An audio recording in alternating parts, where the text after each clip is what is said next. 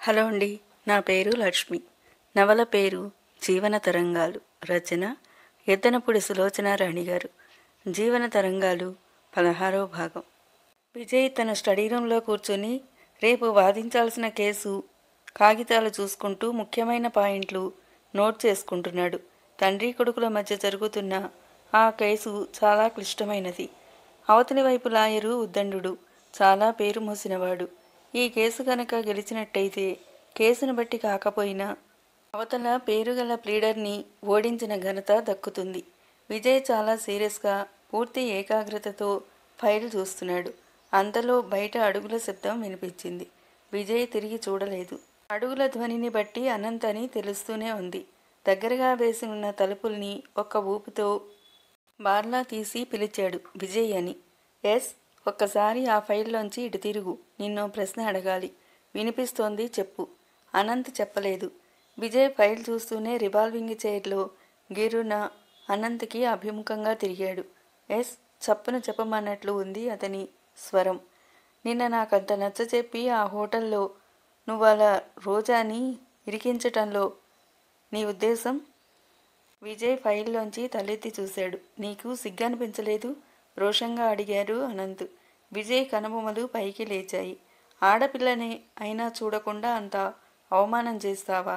ఏం చేశాను నేను? విజయ్ అమాయకంగా అడిగాడు. రోజాని ఆ హోటల్కి నేను తీసుకెళ్ళి ఉంటానని నీకు తెలుసు. నన్ను బలవంతంగా అవతలికి పంపిన నీకు నా తరఫున బిల్లు చెల్లించాల్సిన బాధ్యత లేదా? ఆ అమ్మాయి ఒంటరిగా ముక్కు మొహం తెలియని చోటులో ఏమైపోతుందనుకున్నావు? ఏమైంది? ఒక్క నిమిషం చేతిలో ఉన్న ఫైల్ మాట మరిచి కుతూహలంగా ఆదుర్దాగా అడిగాడు. భగవంతుడి దయ వల్ల ఏం కాలేదు. ఏదైనా అయితే? ఏం కాలేదు కదా. నీ సరోజాక్షి చాలా తెలివిగలదని నేను ఒప్పుకుంటున్నాగా, నిర్లక్ష్యంగా అన్నాడు విజయ్. అతని ముఖం ఆశాభంగం పొందిన భావం స్పష్టంగా కనిపిస్తుంది. నువ్వింతగా కక్ష వహించి అవమానించాలి అని అనుకుంటే ఆ అమ్మాయి ఒకనాడు ఈ ఇంటికి ఇల్లాలుగా వస్తుందన్న విషయం మర్చిపోకు. నేననేవాడిని ఈ ఇంట్లో ఉండగా అసంభవం. చూస్తావుగా నువ్వు, ప్రతినబూరుతున్నట్టుగా అన్నాడు అనంత్. చూస్తానుగా. విజయ్ గిర్రున మళ్ళీ టేబుల్ వైపు తిరిగాడు. Sorry to disturb you. Anant క్షమాపణ ఒకటి పారేసి వెళ్ళిపోయాడు. విజయ్ కళ్ళ ముందున్న ఫైల్లో క్షణంసేపు రోజా ముఖం సవాలు చేస్తున్నట్టుగా కనిపించసాగింది విజయ్కి. రోజాకి ఆ రోజు పోస్టులో ఆకాశరామన్న ఉత్తరం వచ్చింది. అందులో సంబోధన కానీ సంతకం కానీ లేదు. నా మీద నమ్మకం ఉంటే, నన్ను చూడాలని ఉంటే 5 గంటలకి మసీదు పక్కన పార్కులో సరిగ్గా గురువారం సాయంత్రం కలుసుకో అని ఉంది. క్రింద సంతకానికి బదులు చంద్రవంక ఉంది. ఆ దస్తూరి గుర్తుపట్టిన రోజా గురువారం నాడు సరిగ్గా ఆ సమయానికి బయలుదేరింది. ఇప్పుడెక్కడికే అంది సావిత్రమ్మ. ఇంకెక్కడికి? ఉన్నాడుగా ఓ మహాతండ్రి. మధ్యగదిలో గుమ్మం దగ్గర కూర్చుని బియ్యం ఏరుతున్న సుభద్రమ్మ ఈసడింపుగా అంది. ఆవిడ అనంతుని ఉద్దేశించి అన్నట్టు గ్రహించిన రోజా మనసులో కలిగిన కోపాన్ని ఒక గుటకలో మింగి ఊరుకుంది. ఇప్పుడే వస్తానమ్మా అంది రోజా. సావిత్రమ్మ గోడవైపు తిరిగి పడుకుంది. సమాధానం చెప్పలేదు. ఎప్పుడైనా రావమ్మా. అన్నానికి వస్తావో రావో మాత్రం చెప్పి వెళ్ళు. ఉడకబోసి ఉంచడానికి ఇక్కడ బియ్యం ఎక్కువగా లేవు. వస్తానంటే వండుతాను అంది సుందరమ్మ విసురుగా. వస్తానత్తయ్య.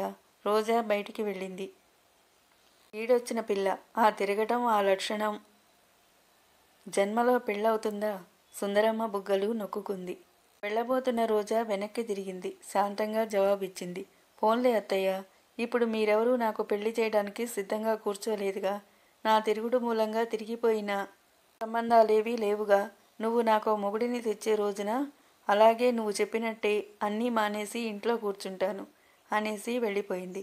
నోరెత్తటం భయం. వాతలు పెట్టినట్టుగా మాట్లాడుతుంది. మరీ హద్దు పద్దు లేకుండా పోతుంది. రోజా వెళ్ళిన దిక్కే చూస్తూ సుందరమ్మ మండిపడుతున్నట్టుగా అంది.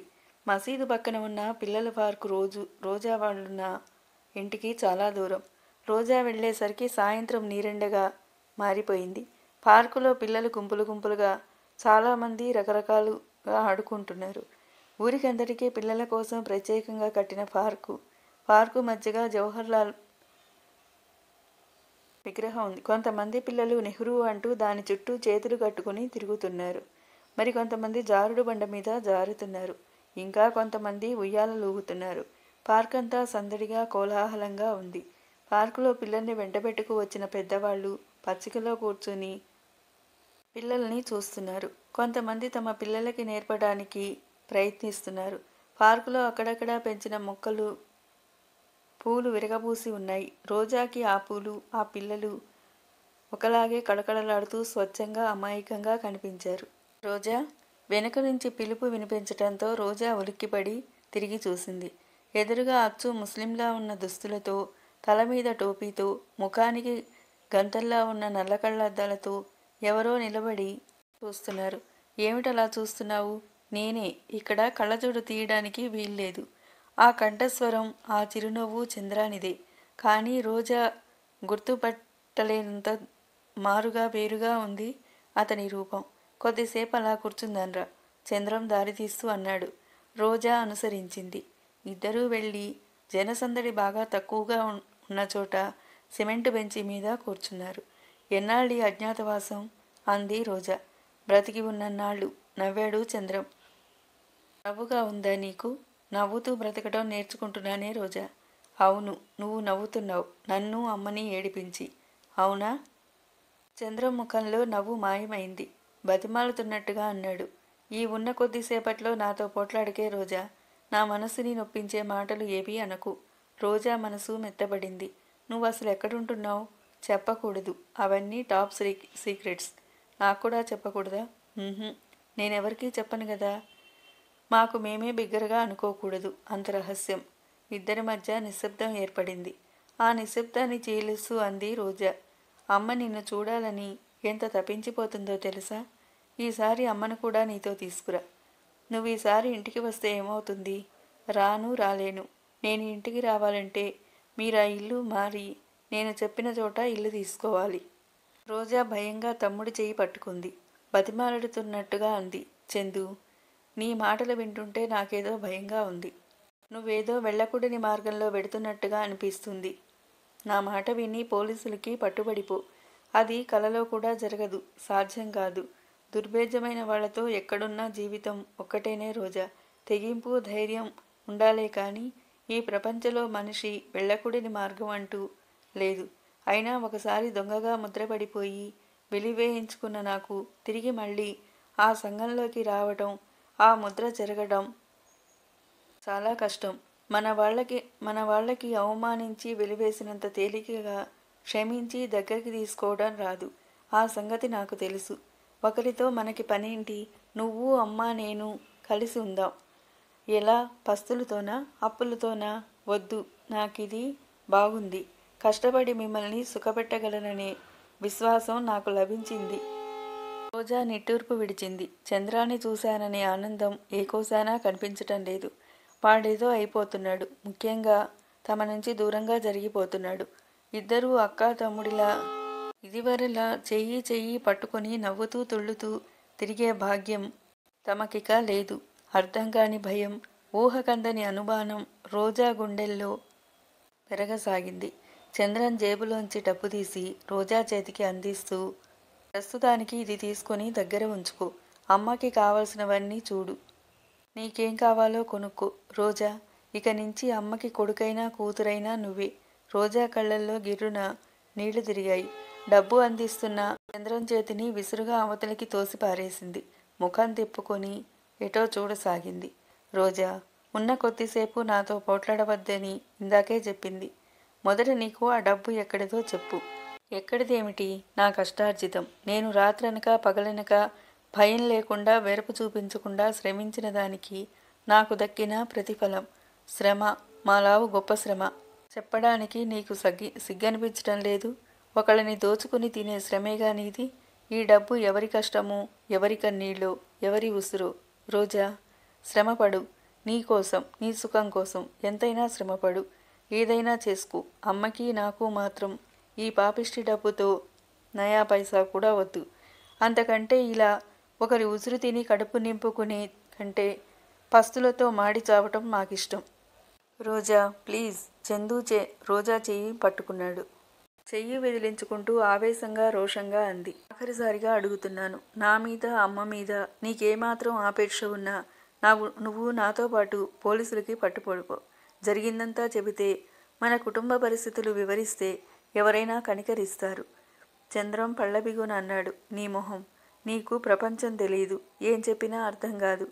వస్తావా రావా? ఒక మాట చెప్పు లేచి నిలబడుతూ అడిగింది. చంద్రం రోజా చెయ్యి బట్టి బలవంతంగా కూర్చోబెట్టాడు. కంఠం తగ్గించి అడిగాడు. రోజా, ఒక్క మాట చెప్పు. నీకు నేను బ్రతకాలని ఉందా, చనిపోవాలని ఉందా? అదేం ప్రశ్న? నువ్వు ముందు జవాబు చెప్పు. నీకు తెలియదా? తెలుసు. నేను బ్రతకాలని కోరుకుంటావు. నిజమే. అడుగడుగునా ఆపదలతో, అరిష్టాలతో కాదు, సుఖంగా, శాంతిగా, నిండుగా నూరేళ్లు జీవించాలని అనుకుంటాను. నిజమే రోజా, నేను కాదనటం లేదు. కానీ నేను దిగింది ఒక ఊబి. ఇందులో నుంచి నన్నెవరూ పైకి లేవనెత్తలేరు. ఎవరైనా నన్ను రక్షించాలని చూస్తున్నట్లు అనుమానం కలిగినా చాలు, నా ప్రాణాలు నా బొందిలో ఉండవు. ఎక్కడో అక్కడ సుఖంగా బతికి ఉన్నాడు చాలే అని మీరు వదిలేస్తే నన్ను రక్షించిన వారవుతారు. ఇంతకంటే నేనేం చెప్పలేను. నన్ను విసిగించకు. నేను చెప్పలేని వాటిని గురించి ఆరాలు తీసి నన్ను చంపకు. రోజా తల తిప్పి పరిశీలనగా చంద్రం ముఖంలోకి చూసింది. 20 సంవత్సరాలైనా లేని ఆ పసిముఖంలో అంతులేని ఆవేదన, చెప్పలేని నిస్సహాయత్వం, కోపం, దుఃఖం పోటీ పడుతున్నాయి. అయితే మగవాడు కాబట్టి ఎలాగో నిగ్రహించుకోగలుగుతున్నాడు. చంద్రం రోజా ఒళ్ళో ఉన్న బ్యాగ్ తీసుకుని అందులో డబ్బు వేసి మూసి రోజా ఒళ్ళో పెట్టేస్తూ అన్నాడు. అతని కంఠం నింపాదిగా పలికింది. ఇక్కడ నేనొక్కడినే కాదు, నాలాంటి వాళ్ళు చాలామంది నాకు తోడుగా ఉన్నారు. నాకున్న తృప్తి అల్లా ఒక్కటే. అందరం సొంత అన్నదమ్ముల్లా ఉంటాం. ఒకరి మీద ఒకరికి చెప్పలేనంత అభిమానం, ఆదరం ఉన్నాయి. కలిసి కష్టపడతాం, కలిసి సుఖం పంచుకుంటాం. పుట్టిన తర్వాత ప్రతివాడు ఎప్పటికైనా చచ్చిపోవాల్సిందే. చావుకు భయపడే పిరికితనం మాలో ఎవరికీ లేదు. ఒకళ్ళని దోచుకోవటం అనేది నీచమని నీలాంటి వాళ్లకు అనిపించవచ్చు. కానీ ఈ రోజుల్లో దోపిడీ లేనిది ఎక్కడో చెప్పు. ఇది వరకు దొంగలు అని ఒక తెగ ఉండేవాళ్ళు. ఇప్పుడు ఆ వృత్తి అందరిదీ అయిపోయింది. ఎవరు ఎంతగా దోచుకోగలిగితే అంత ఘనత, అంత ప్రతిభ. నువ్వున్న ప్రపంచంలో, సంఘంలో అందరూ సన్మార్గులేనంటావా రోజా? మాకు వాళ్ళకి ఒక్కటే తేడా. మాకు బురకాలు లేవు, వాళ్ళకి ఉన్నాయి, అంతే. రోజా దిగ్భ్రాంతురాలై వింటోంది. ఈ మాట్లాడేది తన చిన్నారి తమ్ముడు చంద్రమేనా? ఎంత ఎదిగిపోయాడు, ఎలా మాట్లాడుతున్నాడు? విరక్తి మొదలైన అతని మాటలు చివరికి కసిగా, ద్వేషంగా రావడం రోజా గమనించకపోలేదు. చేతికున్న వాచి చూసుకుంటూ అన్నాడు చంద్రం. ఇదిగో ఏమైంది? మర్చిపోయాను. అత్తయ్య మామయ్య ఇద్దరినీ ఏమీ అనకుండా ఉంటే సరి. లేకపోతే అమ్మ నువ్వు వేరే ఇల్లు తీసుకొని ఉండండి. డబ్బుని గురించి మీరేమీ ఆలోచించవద్దు. చూస్తాను ఒప్పుకుంటే, దిగులుగా అంది రోజా. నువ్వు ఒప్పించు. నువ్వు ప్రయత్నిస్తే తప్పకుండా ఒప్పుకుంటుంది. రోజా సమాధానం చెప్పలేదు. చంద్రం రోజా చీరని చూస్తూ అన్నాడు. నువ్వు ఇంకాస్త మంచి బట్టలు కొనుక్కోవే రోజా. ఈ రోజుల్లో డబ్బు ఎలా వచ్చింది అన్న ప్రశ్న ఎవరికీ అవసరం లేదు. మనిషి ఎంత విలువగా ఉన్నాడు, ఎంత ఖరీదైన బట్టలు వేసుకున్నాడు అని వీటికే ఎక్కువ విలువిస్తారు. చంద్రం మరోసారి టైం చూసుకున్నాడు. అయిపోతుంది. ఇంకో 5 నిమిషాల్లో ఆకుపచ్చ వ్యాన్ ఒకటి ఈ పార్కులోకి వస్తుంది. అది రాగానే నేను వెళ్ళిపోతాను. కొద్దిసేపు నీ చేతిని నన్నిలా పట్టుకోనీవే రోజా అన్నాడు. రోజా కూడా చంద్రం చెయ్యి గట్టిగా పట్టుకుంది. మనసంతా ఆందోళనగా, దిగులుగా అయిపోయింది. రోజాకి అనిపిస్తుంది, ఏ పనైనా సరే అది మంచి గాని చెడు గాని, మనిషికి ప్రాణం పోయడం గాని తీయడం గాని, డబ్బు దానం చేయడం గాని దోచేయడం గాని, ఏ పనైనా ఇలా ఒకరి పక్కన ఒకరు నిలబడి ఇద్దరూ కలిసి చేస్తే ఏ మార్గమైనా కానీ, ఇరువురు తోడుగా జంటగా కలిసి ప్రయాణం చేస్తూ ఒకవేళ చంద్రం ఆ ఊబిలోంచి లేచి రావాలని నిజమే అయితే, తనే ఆ ఊబిలోకి దిగితే? చంద్రం చెయ్యి పట్టుకుని పరధ్యానంగా ఆలోచిస్తున్న రోజాకి దూరంగా పరిచయమై వస్తున్న ఆకారం కనిపించింది. ఎవరిది? తనింతవరకు గమనించలేదు. అక్కడే నిలబడి ఉన్నది ఎవరు? విజయ్. సందేహం లేదు, అతనే. రాధని ఉయ్యాల మీద కూర్చోబెట్టి చిన్నగా ఊపుతూ పరీక్షగా ఇటే చూస్తున్నాడు. రోజా నిటారుగా కూర్చుంది. ఎంతసేపటి నుంచి అతను అలా చూస్తున్నాడో, చాలాసేపటి నుంచి చూస్తున్నట్టుగా అతని వాలకమే చెప్తుంది. చంద్రన్ చెప్తున్నాడు. రోజా, ఒక్కోసారి ఎంత తెగింపు వస్తుందో. నేను కల్లో కూడా ఊహించని జీవితంలోకి వెళ్ళిపడ్డాను. ఒక్కోసారి రాత్రిపూట నిద్ర పట్టదు. ఎంతో బాధేస్తుంది. అప్పటికప్పుడు అక్కడి నుంచి పారిపోయి వచ్చి అమ్మఒళ్ళో తలదాచుకుని పడుకుని ఇదివరకులా అమాయకుడిలా ఉండిపోవాలనిపిస్తుంది. పంజరంలో ఉన్నట్టు నా ప్రాణం గిలగిలలాడిపోతుంది. నాకు మీరున్నారనే జ్ఞాపకమే రాదు. ఆలోచన జీవం పోస్తుంది. మీకోసం బతకాలి అనే పట్టుదలే శక్తిని ప్రసాదిస్తుంది. లేకపోతే ఏనాడో ఏ రైలు కిందో తలపెట్టేసి ఉండేవాడిని.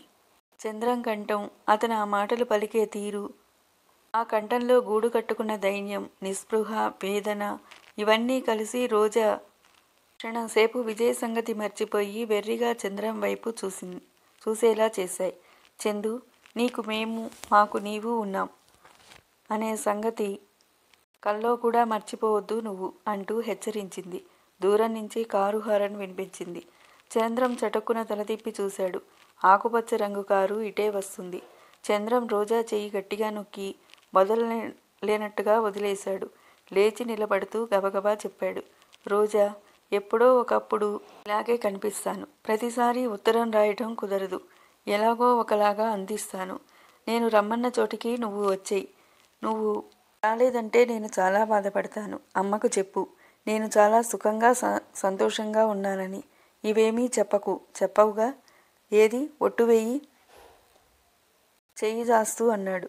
రోజా సమాధానం చెప్పలేని దానిలా చూస్తుంది. చంద్రం ఆలస్యం భరించలేని వాడిలా తనే రోజా చెయ్యి లాక్కుని తన చేతిలో పెట్టుకుని, అమ్మకు చెప్పావంటే నేను చచ్చిపోయినంత ఒట్టు అన్నాడు. రోజా చెప్పనన్నట్టు తలూపింది. నిజమేగా? నిజమే. నన్ను గురించి పిచ్చి పిచ్చిగా ఆలోచించి నీ మనసు పాడు చేసుకోకు. రోజా కన్నీళ్ళని బిగబట్టుకుంటూ చేసుకోను అన్నట్టు తల అడ్డంగా తిప్పింది. వస్తాయేను, మళ్ళీ త్వరలో కనిపించు. తప్పకుండా ప్రయత్నిస్తా. చంద్రం వ్యాన్ వైపు పరుగులాంటి నడకతో వెళ్ళిపోయాడు. వ్యాన్లోకి ఎక్కి కూర్చోబోయే ముందు ఆగి వెనక్కి తిరిగి చెయ్యి ఊపాడు. నీటి పొరలు కమ్ముకుంటున్న కళ్ళతో చూస్తూ రోజా కూడా చెయ్యి ఊపింది. చంద్రం ఎక్కగానే వ్యాన్ కదిలిపోయింది. రోజాకి కళ్ళనీళ్లు నిగ్రహించుకోవటం సాధ్యం కాలేదు. కొనగోటితో వాటిని తుడుచుకుంటూ ఏనాడు దేనికోసం భగవంతుని ప్రార్థించని రోజా మనసులో 2 చేతులు జోడించి, భగవాన్, వాడికి నీవే అండ అనుకోసాగింది. రోజా అక్కడి నుంచి గేటు వైపు వెళ్ళిపోవటానికి నడుస్తుండగా అంతలో విజయ్ మెల్లిగా రాధ చేయి పట్టుకుని నడిపించుకుంటూ తనే అటుగా వచ్చాడు. అతన్ని చూసి కూడా చూడనట్టు ముఖం తిప్పుకుంది రోజా. కులాసాగా ఉన్నారా? పనిగట్టుకుని ప్రత్యేకంగా పలకరించాడు విజయ్. మీ దయవల్ల విసురుగా వ్యంగ్యంగా సమాధానం ఇచ్చింది. విజయ్ ఆ వ్యంగ్యం లక్ష్యపెట్టక, ఒక్కరే వచ్చారా అని అడిగాడు మర్యాదగా. రోజాకి ఒళ్ళు మండింది. అతను చూశాడు. చూసి ఎందుకు అడగడం? తనేం చెప్తుందో చూద్దామని కాబోలు. కాదు, ఒక ఫ్రెండ్తో కలిసి వచ్చాను. కలిసి వచ్చారా? కలవడానికి వచ్చారా? విజయ్ కనుబొమలు కొంటెగా పైకి లేచాయి. ఏదైనా మీకనవసరం విసురుగా అనేసిన రోజా 2 అడుగులు ముందుకు వేసింది. లిఫ్ట్ కావాలా? నేను కారులోనే వచ్చాను. డ్రాప్ చేస్తాను. థ్యాంక్స్, అవసరం లేదు. అతని పెదవులు నిర్లక్ష్యంగా నవ్వాయి. ఏం, ఇంత క్రితం వెళ్ళిన మిత్రుడు ఎక్కడైనా చూస్తాడని భయమా? రోజా అసహించుకున్న దానిలా, మండిపడుతున్న దానిలా అతని వైపు చూసింది. ఎవరో ఆ అదృష్టవంతుడు మన జాతివాడు కాదనుకుంటానే హేళనగా అన్నాడు. అవును, మీ జాతివాడు మాత్రం కాదు. జవాబు విసిరికొట్టినట్టుగా ద్వంద్వార్థంగా అంది. అవును, నాకు తెలుసు. డబ్బు మీద ఆశ కలిగి డబ్బు కోసం ఏ పని చేయడానికైనా వెనుదీయని వాళ్ళందరిది ఒకటే జాతి. ఆ జాతికి నేను చెందను. నిజం చెప్పు, ఎవరతను? అతనికి నీకు ఏమిటి సంబంధం? నిలదీస్తున్నట్టుగా అడిగాడు. క్షణంసేపు తెల్లబోయినట్టు చూసిన వెంటనే తెప్పరిల్లి రెట్టింపు నిర్లక్ష్యంగా అంది. మీకనవసరం. పని పాట లేకుండా చితానుచితాలు మర్చిపోయి మాట్లాడే వాళ్ళకి జవాబులు చెప్పాల్సిన అవసరం నాకు లేదు. రెచ్చిపోయినట్టుగా చూస్తూ ఆగ్రహం పట్టలేనట్టుగా అన్నాడు విజయ్. అనంత్, ఇతను, ఇంకా ఎంతమంది ఉన్నారు నీ గుప్పెట్లో? ఎంతమంది కావాలి నీకు? అతని హేళనకి, కర్కశత్వానికి నిర్దాక్షిణ్యంగా గురి అయిన రోజా మాటలు రానిదానిలా సమాధానం చెప్పలేని ఆసక్తురాలిలా చేష్టలు అడిగినట్టుగా కళ్ళు పెద్దవి చేసి అతని వైపు చూస్తూ అలాగే నిలబడిపోయింది. నువ్వు నిజంగా అనంతని పెళ్లి చేసుకోవాలని మనస్ఫూర్తిగా అనుకుని ఉంటే తప్పకుండా ఈ పాత పరిచయాలకి స్వస్తి చెప్పి ఉండేదానివి. దీన్ని బట్టి నీకు కావాల్సింది అనంత్ కాదని అతని డబ్బేనని స్పష్టంగా తెలుస్తూనే ఉంది.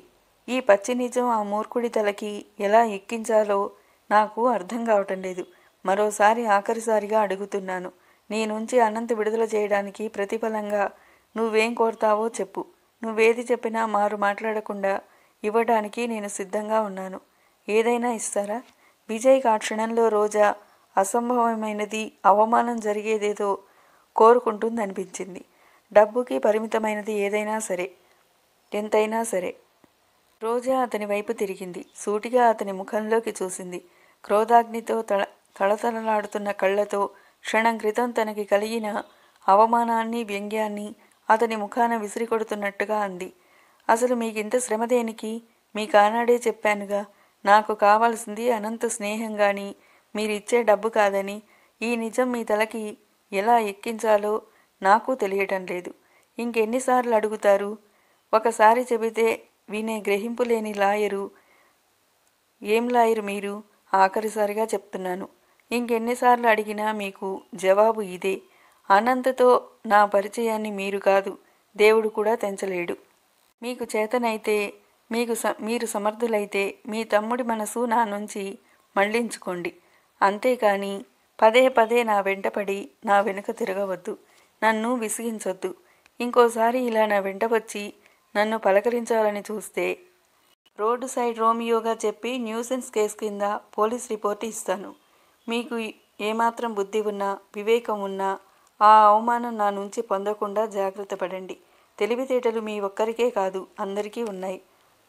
సెలవు అనేసి రోజా వెనక్కి తిరిగి చూడకుండా చెరచెరా వెళ్ళిపోయింది. విజయ్ స్థాణువులా నిలబడిపోయాడు.